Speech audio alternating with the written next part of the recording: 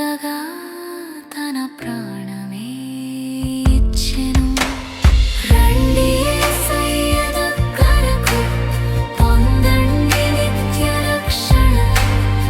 ఆయన పిలుపును వినండి, దైవరాజ్యం చేరండి. రండి యేసయ్య దగ్గరకు, పొందండి నిత్య రక్షణ.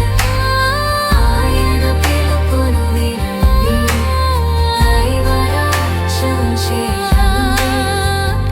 ఇట్లు మీ సహోదరుడు లిఖార్జునరావు. God's Way Mission.